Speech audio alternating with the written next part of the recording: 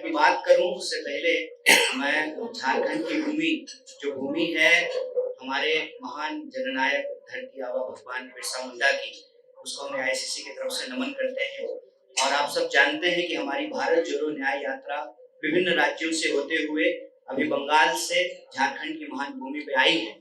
और राहुल जी अलग अलग क्षेत्र के लोगों से मिल रहे हैं, किसानों से, आदिवासियों से, मजदूरों से। और इसी क्रम में जो है वो बाबा भोलेनाथ का दर्शन करने के लिए देवघर भी गए, वहाँ जलाभिषेक किया।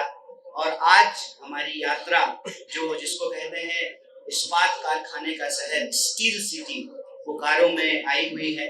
तो यहाँ आप सबका स्वागत है।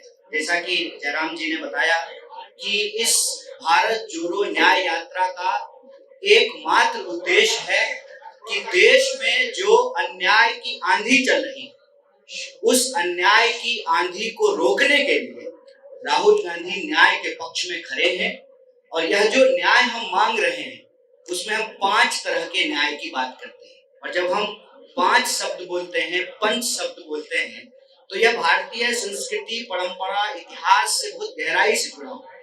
आप जानते हैं कि 5 तत्व से शरीर के बनने की बात होती है, पंच कहे जाते हैं। जब कोई विवाद होता है उस विवाद को सुलझाने के लिए पंच होते हैं, जो 5 लोग मिल करके न्याय को स्थापित करते हैं। और इसके साथ साथ आपने महाभारत में सुना होगा कि पांडवों की बात की गई है। तो 5 शब्द जो है उसको हमारी संस्कृति और इतिहास में बहुत महत्वपूर्ण माना जाता है।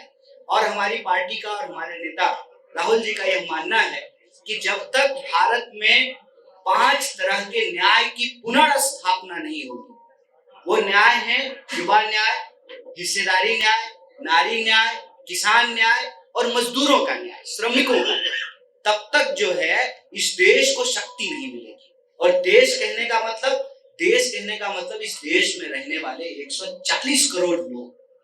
देश का मतलब सिर्फ ये नहीं है कि प्रधानमंत्री के 2-3 दोस्त।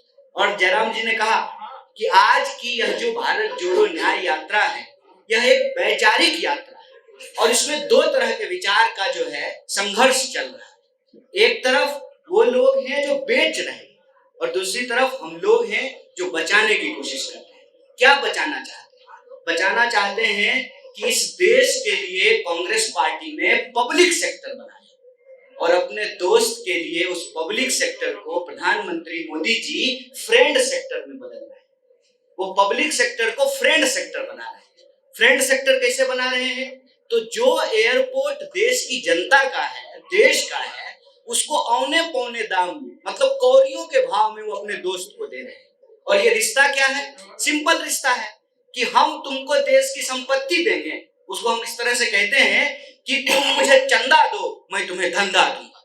मतलब चुनाव लड़ने के लिए, विधायक खरीदने के लिए, ये सवाल आप पूछेंगे, विधायक खरीदने के लिए हम आपको जो है धन देंगे और आप जब चुनाव जीत जाएंगे तो आप हमको जो है इस देश की संपत्ति दीजिएगा। प्रभातखबर.com, विश्वास वही, रफ्तार नहीं।